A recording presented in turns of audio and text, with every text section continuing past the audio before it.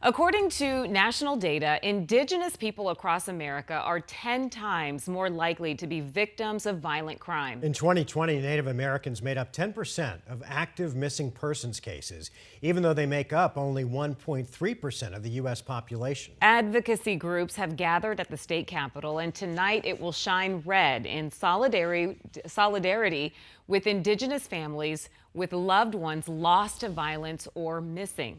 Team 12's Josh Sanders shares their story.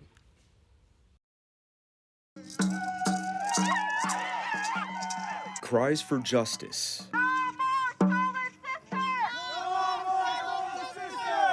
Carrying the weight of a dark history. We just never know how long we're going to grieve.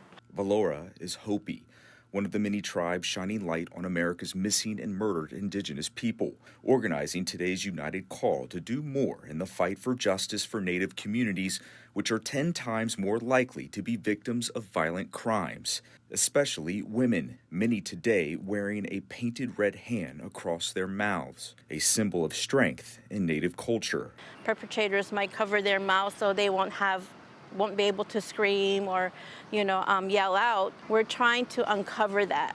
Arizona State Representative Jennifer Germain spearheads a committee studying the underlying causes of missing and murdered Indigenous people. People are going missing because we don't have cell service and broadband, and it's hard to report to law enforcement. In some parts of the state, it is tied to human trafficking and drug trafficking, and in some parts of the state, it's tied to domestic violence and sexual assault. Earlier this year, explaining the need for improved communication between tribal and state agencies. Somebody can be murdered and literally have 1 foot on tribal land and 1 foot on county land. And who takes jurisdiction? Usually nobody. Valora says today is another step forward to improve that communication until those cries for justice are answered. To our families who currently have missing loved ones, they're still looking, and they'll never give up looking.